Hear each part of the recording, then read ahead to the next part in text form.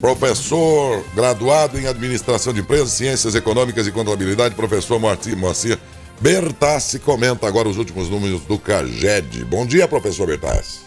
Bom dia, Laércio. Sempre é um prazer falar com você. Bom dia, ouvintes da Rádio Saudade. O Brasil cria mais de 159 postos de trabalho em outubro.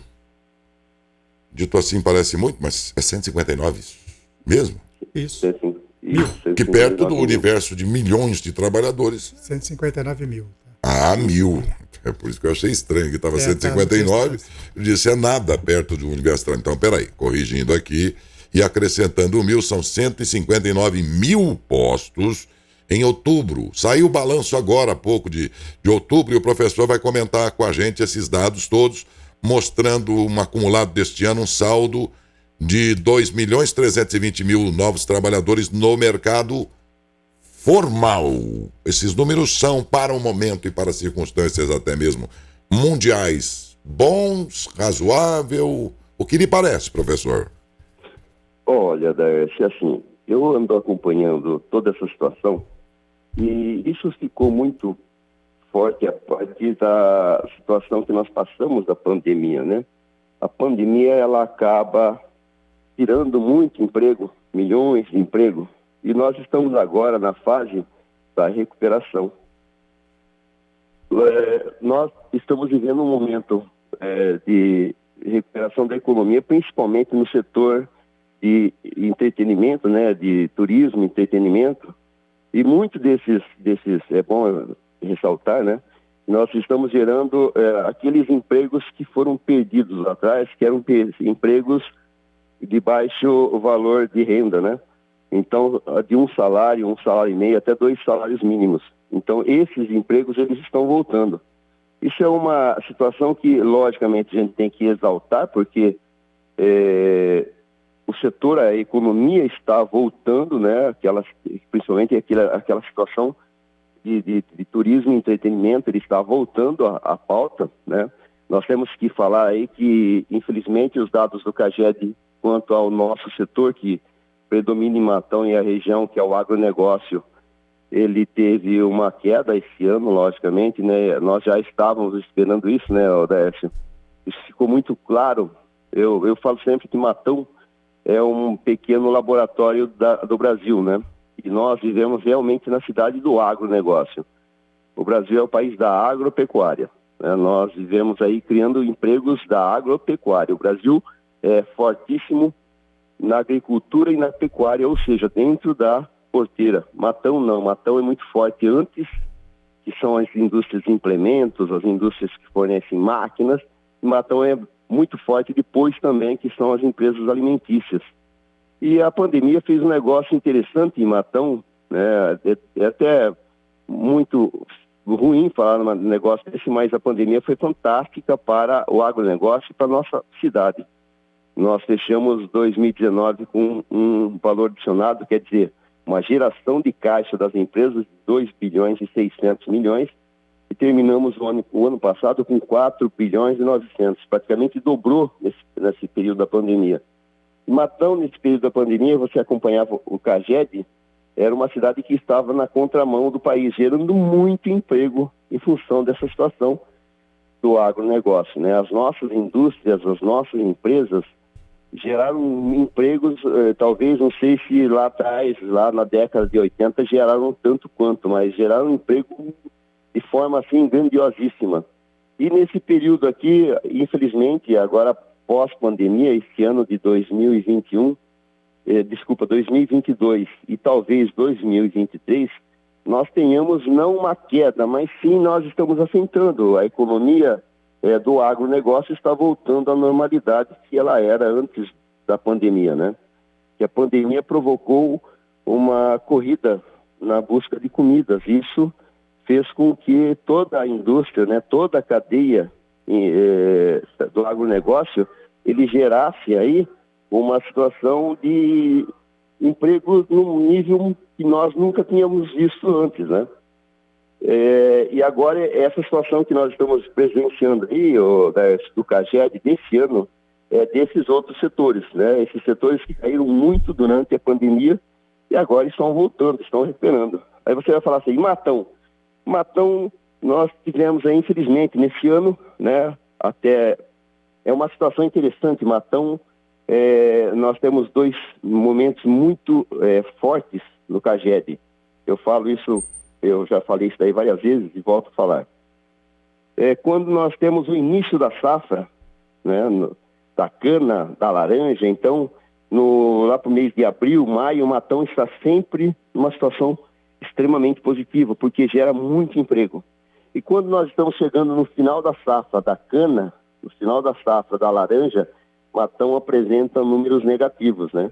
Então, esse período aqui, se você pegar Matão vai apresentar momentos negativos. No ano, nós estamos positivos aí, com mais de 400 empregos gerados, né? Se a gente for analisar a nível de Brasil, mais ou menos comparativamente, se você pegar o que nós geramos no ano no Brasil com o que nós geramos no ano aqui em Matão, é mais ou menos percentualmente equiparado. Só que isso até o final do ano deve cair. Então, se você acompanhar mês a mês, né, a situação de Matão, às vezes até um pouco de depressão. Por quê? Porque no final do ano é sempre assim, sempre foi assim, viu, Décio? Todo o período que eu acompanho a economia no municipal, que é desde 1986, eu tenho histórico da economia de Matão desde 1986, para você ter uma ideia. E desde esse período aí nós temos então 2 momentos muito fortes no CAGED, que é quando começa a safra e quando terminam as safras, né? Vamos falar safras, porque tanto da cana como da laranja influencia muito na situação do CAGED matonense. Mas essa situação, então, que nós estamos vendo no CAGED, né, desse ano do país é muito bom, graças ao bom Deus, que demonstra que nós estamos retomando, né, que a economia está ascendendo, que acendeu os motores, né? Mas é assim, nós temos que deixar bem claro que na realidade é pontual, tá bom, Décio? Não é porque quando nós fazemos uma análise macroeconômica, que é uma situação de toda a economia, nós temos que analisar todos os setores. Então, esses setores que estão ascendendo foram aqueles que caíram muito em 2020 e 2021. E agora eles estão retomando. Para você ter uma ideia, o setor de hotelaria nordestino, lá do Nordeste, que é muito forte, acho que talvez seja o maior setor hoteleiro do Brasil, chegou a perder de 60% a 70% dos funcionários, né, na época auge da pandemia. Então agora estão sendo retomados. Por quê? Porque o turismo está forte no Brasil novamente e voltou, né? Aqueles 2 anos que ficaram parados lá atrás estão retomando. O que nós vamos ter assim, Daércio, uma ideia mais apurada dessa situação do CAGED, da situação do país, é uma situação pós-pandêmica que vem, logicamente, lá para 2023, 2024. Aí nós vamos ter, assim, algo bem real daquilo que está acontecendo com a economia. Torço, rezo a Deus que dê certo tanto o governo federal quanto o governo estadual, né, para que nosso país, para que nosso estado cresça e para que o nosso município, logicamente, porque nós dependemos das políticas governamentais do governo federal e do governo estadual para que o nosso município também cresça, né? Então, como nós temos uma economia dependente, nós temos 3 entes na federação aí, a União, os estados e os municípios. E os municípios é o primo pobre, que depende dos outros 2, né? Principalmente das políticas públicas federais. Vamos aguardar aí, tomara a Deus que venha coisa boa para nós, tanto nas políticas públicas federais como nas políticas públicas do Estado de São Paulo. Né? As contas da pandemia ainda serão pagas, segundo os analistas internacionais, no ano que vem ainda, em 2023. Mas a partir dali, o que a economia, você disse bem, o que a economia mostrar, por exemplo, em 2024, será a realidade já sem essas interferências de pandemia, que deixou um custo altíssimo para todas as nações, não por acaso, em parte, por isso mesmo, todas em problema, em crise nesse momento, né?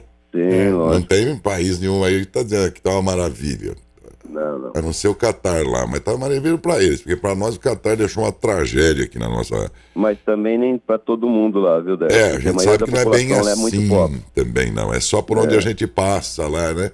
Que tá bonitinho, onde a imagem é mostrada. Precisa mostrar o restante lá que a gente não conhece, às vezes, por fora a bela viola, né? E por dentro, como é que é? Pão bolorento. Pão bolorento. Tem que ver esse outro lado dessa história aí, que não é bem assim. Mas, de modo geral, a situação, portanto, é essa aqui no nível de emprego e estaria sendo uma reação ao enxugamento, vamos dizer assim, da pandemia ainda. Particularmente, você conseguiu pegar os números novos aí de emprego em Matão? A última vez que eu peguei também estava em outubro, viu, Dart? Estava nessa situação aí que eu falei para você, com mais de 500 vagas, mas é um negócio muito esparso ainda, né, Dart? A gente tem que esperar fechar o ano para nós termos uma ideia melhor. Segundo o Caged, da ESF, professor, no primeiro semestre, o Matão contratou 1.285. No primeiro semestre. Que mês, aliás? Primeiro semestre. Primeiro semestre. 1.285. Foi o melhor de toda a região, né? Agora eu não sei desse segundo semestre agora, professor. É aquilo que eu falei, viu, Adalberto e Daércio. Primeiro semestre, sempre números muito bons, né? Por quê? Porque são números da safra, do início da safra. Você está falando agora de Matão? De Matão. Tá. Matão. Entendeu? Então, esses 1.200, provavelmente, quando chegar lá no final do ano, nós tenhamos aí, às vezes, número negativo. É uma pequena coisa, ou positivo ou negativo. Eu vou arriscar assim, a gente fecha com 200 positivo nessa faixa, de 200 a 200. Quando somar o segundo semestre com o primeiro que foi positivo, nós ficamos num balanço aí de 200, mais ou menos. Por aí. Eu acredito que é sempre assim, viu, Décio? O número é pequeno, a diferença entre aquilo que gera de positivo no primeiro semestre com aquilo que gera de negativo no segundo, como eu volto a falar, é muito triste falar um negócio desse, porque nós perdemos aí milhões de vidas aqui no Brasil, quase 700 mil vidas, mas a pandemia mudou isso. 2020 e 2021 foram totalmente diferentes os números. Tanto o primeiro semestre quanto o segundo foram positivos. Acredita, Décio? Um negócio assim abissal. É triste falar um teco desse para a população, né? Parece que a gente está vangloriando essa situação da pandemia, mas foi o que aconteceu, infelizmente, né? Porque o nosso agro municipal foi muito favorecido e puxou demais aí a situação de emprego e renda no município, nesse período. Tanto é que nós olhamos a olhos nus, né, essa situação na cidade, com um monte de condomínio, um monte de loteamento, um monte de casa, um monte de coisa que saiu e estão saindo em função ainda desse resquício aí que nós tivemos esses 2 anos fantásticos. Né? Agora some isso também a toda a situação do que virá, que a gente não sabe ao certo ainda também. Nós sabemos o que esse governo que está terminando, como é que ele conduziu. Aí é uma análise, caberia uma outra entrevista para isso, mas também não sabemos como será o que vem por aí, e é aí que eu queria fazer uma pergunta, porque na sexta de manhã, aqui nesse programa, antes do anúncio de alguns ministros, o que se deu no fim da manhã, naquela manhã eu fiz aqui uma editorial, muitos não gostaram, tudo bem. Mas eu dizia naquele momento lá que era muito estranho que uma coisa tão esperada, se fosse do agrado médio dos brasileiros, não seria anunciado para 1 hora antes do jogo do Brasil. E isso me fazia prever que nós teríamos nomes lá, que foi estratégico anunciar antes do jogo, embora não soubesse que ia perder, né? O jogo, mas enfim, falei, alguma coisa não é bem do agrado e por isso estrategicamente vai ser anunciado antes do jogo, eu dizia na sexta de manhã, para dizer em seguida, olha, o nome que está aí a todo momento é o Haddad para a Fazenda, isso aí vem sendo anunciado a contragosto do mercado e tudo mais, mas o presidente nunca disse não e ficou levando no banho-maria. Falei, isso pode ser anunciado hoje de manhã. De fato foi anunciado e para mim foi estratégico, vamos para a hora do jogo, contando que o Brasil ia ganhar e todos, não, esquenta a cabeça, deixa o Haddad lá e tal, nada contra o Haddad no restante, porque aí se tá lá é porque o presidente colocou, e a questão não é essa, a questão é que nós sabemos que ele não é um trânsito tão livre assim dentro do setor da economia, né? Embora a sua formação, e manifestei naquele mesmo editorial, que alguns não gostaram também, de que a gente percebe nitidamente que o Mercadante não estará num ministério direto no setor da economia, mas ele que vai palpitar, e a lembrança minha é de que a política econômica da Dilma no segundo mandato foi péssima, foi um fiasco, e teve como grande mentor ele mesmo, o Mercadante. Então eu dizia aqui, olha, isso preocupa, não é? Quer dizer, eu também não tenho nada contra a pessoa do Mercadante, mas não posso esquecer, que a memória brasileira é lerda, a gente esquece mesmo, né? Mas não pode esquecer que não foi bem, pô. Então, e o Haddad não tem esse trânsito todo, essa especialidade, ele está muito mais no mundo da política do que de professor de economia, qualquer coisa que eu valha aí. Olha só, Décio, então assusta um pouco isso aí, rapaz, de não saber, por enquanto não deu para entender para onde vai a economia. Vamos reprisar a economia da Dilma? Não, olha só, Décio, eu sou assim, eu sempre falo, né, tanto é que eu falei aqui que eu torço muito para ambas as partes, tanto o governo estadual, que é do Tarcísio, que é mais voltado à direita, né, e pro Lula, que é o presidente, porque nós dependemos das políticas públicas lá. Eu nunca tive uma pergunta como a que você disse, mas eu vou falar. O que aconteceu com o governo da Dilma o primeiro governo da Dilma? Ela errou muito no momento que ela segurou os preços públicos, né? Sim. Ela passou 4 anos segurando o preço da energia elétrica, dos combustíveis, tanto é que ela teve 96% da aprovação do país na época, né? Foi a maior aprovação que já existiu na história. Muitos não vão se lembrar, mas muitos apoiavam, porque o combustível não aumentava e a energia estava uma maravilha, não aumentava. Né? Então, ela errou naquele exato momento lá. E qual que foi o erro dela? Porque você não pode represar que, na realidade, assim, existe aquilo que nós chamamos de inflação de custos. A inflação de custos, ela ocorre normalmente para todo mundo, para as empresas, para as pessoas físicas, para o governo, né? E é aquela inflação que vem naturalmente, que o aumento do salário, o aumento de todas as situações que envolvem uma empresa. E quando a Dilma segura e retém essa situação, que foi um ato totalmente populista, que eu acredito que esse ato partiu dela, viu, Décio? Partiu. Esse ato, porque a Dilma, ela é mestre em economia, não sei se você sabe, mas ela é mestre em economia e ela é muito cabeça dura, né? E ela na realidade, ela reteve, nos primeiros 4 anos ela fez isso e logicamente o momento ia estourar, né? E aí acabou colocando o Joaquim Levy no início do segundo mandato, tirou lá o Manteiga, que também era um cabeça dura, e acabou gerando toda essa situação que nós conhecemos, né? E aí vem um monte de situação que isso um dia talvez eu escreva em algum lugar. Mas que foi isso aí, eu não tenho dúvida. Ela represou as tarifas públicas. As bases da economia, eu digo assim, olha, no primeiro governo do Lula, ele teve um governo fantástico e tinha lá uma pessoa que não era sequer uma pessoa técnica na área também. Era a turma do Fernando Henrique. Não. Muitos ali orientavam a política econômica dele, herdados do governo de Fernando Henrique, por considerar que o real era remanescente do governo anterior. Me lembro de vários deles ali. Você lembra quem que era o cabeça de tudo, né? Não, o cabeça sim, mas o Mercadante nunca foi cabeça, mas que o Mercadante era... Só um minutinho, professor. Só para lembrar a história, eu não discuto economia, mas a história, por ser jornalista, a gente acompanhou, né?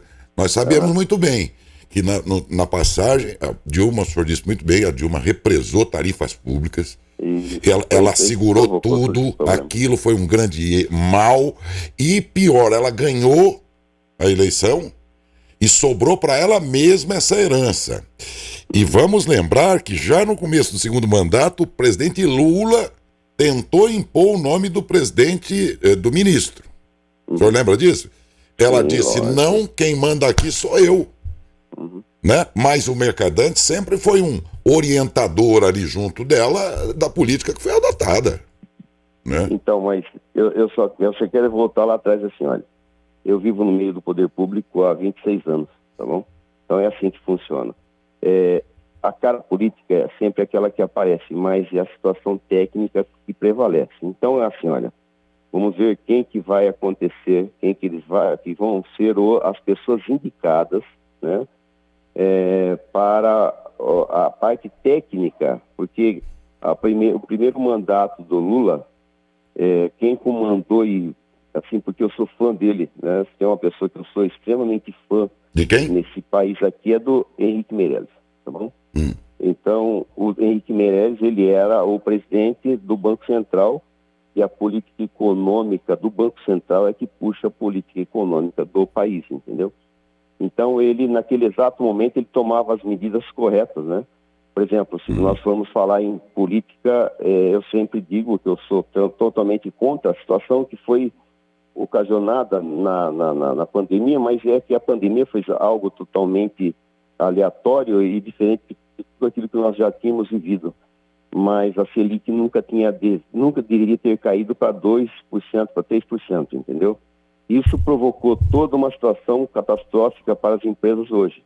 Você joga uma Selic a 3% e eleva a Selic para 3,75%. Isso você provoca um endividamento assim catastrófico para as empresas e para as pessoas físicas, né? E na época do primeiro mandato, o Henrique Meirelles, o Henrique Meirelles tem dois momentos muito fortes no país. Quando ele trabalha com o Lula e depois quando ele volta com o Temer, que ele recupera também toda aquela situação catastrófica que nós vínhamos, né? Eu, para falar a verdade, eu torceria para que o nome de Henrique Meirelles estivesse como ministro. Eu sou fã dele, eu falo abertamente isso, né? Eu sou extremamente, né? Eu sempre digo que eu sou keynesiano, schumpeteriano e sou muito fã do Meirelles aqui no Brasil. Mas vamos aguardar, vamos aguardar a parte técnica que está vindo por aí, porque é a parte técnica que vai determinar realmente quais são as políticas. Contanto que essa parte técnica, então, não tenha tanta ascendência, como você considerou agora há pouco em outros tempos lá, e que não deixe só o próprio ministro decidir, porque aí eu fico temeroso. Não, mas o ministro ele nunca, é lógico que sempre a última palavra é dele e do presidente, mas a parte técnica pesa muito. Tomara. E não vai aqui uma reprovação do todo, viu? De cada um desses que eu considerei aqui, não é isso, mas eu estou falando para a finalidade a que foram destacados, eu via muito mais. Então, já que você tem que pôr o Haddad, põe na educação, então, né? Me parece que tem mais a ver tecnicamente, porque ele vem desse campo aí, né? E coisa assim que a gente realmente ficou. Agora, tomara, então, que os técnicos mandem mais que ele, porque aí... Mas é sempre assim, viu, né? A parte técnica, tanto que o primeiro-ministro do Lula, ele era médico, né? O ministro da Fazenda do Lula era médico, aqui de Ribeirão Preto. Então, é assim, olha... De triste. Espero realmente, por exemplo, estou ouvindo o nome do Pércio, né? Estou ouvindo o nome do Pércio, que também esteve na transição. Na transição agora tem gigantescos... economistas, né, são ícones da economia do país. Espero que eles estejam na parte técnica. Vamos aguardar aí, né? Eu sempre digo, Daício, eu sou vou sempre ser muito cauteloso nas análises que eu faço. Tanto é que eu digo assim, para falar para você, nós vamos sentir o que é o Brasil, o que é o CAGED, o que é a recuperação em 2023, 2024, principalmente, tá bom? Tomara, viu? Eu vou virar o ano jogando flores para Iemanjá, fazer qualquer coisa para dizer, para falar, então, mas torcendo pelo que você está dizendo aí. Vamos aguardar a equipe técnica que está sendo montada, porque ela vai editar. Tanto é que eu volto a falar, né? Eu volto a enaltecer e exaltar as políticas técnicas e econômicas adotadas aí pelo Henrique Meirelles em dois momentos distintos, com dois presidentes distintos. Ele mostrou que ele está lá para trabalhar. Eu sou fã dele, não posso puxar muito saco, porque eu sempre fui fã dele, né? Do trabalho dele técnico. Hoje deve ser anunciado mais um ministro, deve ser Margarete Menezes, da Cultura. Menezes, né? Margarete, cantora. Oi? Então, falando em... Ela deve ser anunciada ministra da Cultura. Pois não? Então, falando em equipe técnica, o superministério da economia, onde o Guedes ele reinava absoluto, ele tomava as medidas e tudo mais, né? Isso que vou falar um negócio para você, Darcy. Quando você tem uma pessoa extremamente técnica, extremamente conhecedora como o Guedes, isso pode ser ruim, por quê? Porque as políticas saem da cabeça dele, entendeu? Mas o bom ministro da Economia é aquele ministro que fala não, bate o pé e tromba de frente com o presidente. Sim. E o Guedes, em alguns momentos, aí simplesmente falou amém. Me desculpe, não vai uma crítica a todo o seu mandato, não, mas há muitos momentos que... porque o presidente da República, aí pode ser qualquer um desses, ele sai para passear no Brasil, passear para ver o Brasil. Lá ele encontra liderança, não sei o que pede não sei o que. Liderança que pede não sei o que. Ele fala assim, eu vou ver lá com o ministro, depois te falo. Aí ele chega no ministro, eu quero que esteja feito isso aqui, porque tal pessoa pegou lá. Se aquilo não é bom, o ministro da Economia tem que ser um cara de peito para falar, senhor presidente, isso não vamos fazer, pelas razões tais e tais. Esse é um bom ministro da Economia. Não é? É por isso que eu volto a falar, eu não gosto muito de entrar nessa seara política, mas econômica eu digo. Um erro muito grande foi ter jogado a Selic a 3%. É lógico que precisava acender a economia, mas não podia estragar jogando a 3,75%. Só agora, falar entendeu? Amém não pode. Então, esse é um dos motivos. Nós fomos lá no céu com a Selic e de aí nós estamos vendo o inferno agora com a 13,75%. É isso, é bem aí. Muito bem, o professor, eu fico olhando aqui esse lado político e lembrando a história política da história, né? Porque aí a parte econômica, o Bertassi é o cara, né? Mas na parte política eu fico de olho nela e a gente vê isso aí. Há pouco agora as tarifas estavam todas represadas de novo. Eu falei, mas meu Deus, vai repetir tudo outra vez. Quando chega em janeiro vem o boleto, nós vamos ter que pagar. Ganhe quem ganhar. Isso assusta. Isso assusta, gente. A Dilma fez isso já. E deu no que deu. Não, o professor estava explicando por que razões. E eu estava lembrando as razões políticas, os momentos políticos daquilo lá. Entendeu? Não adianta você represar as coisas e ir pedalando, que todos pedalam, hein? Pedalar é coisa de todos os governos, municípios, estados. Sempre pedala. E pedala legalizadamente, inclusive. Mas vai gastando, né? Vai na gastança de um lado aqui, represa custos de lá, depois de tudo está represado, vai vir a conta para pagar. Eu não sei se você viu agora notícias recentes, Darcy. Isso que me assusta, olha, esse represamento, porque foram represados, tem 500 bilhões de reais que foram investidos aí, gastos com energia elétrica, né, por causa daquela situação. Para segurar a tarifa.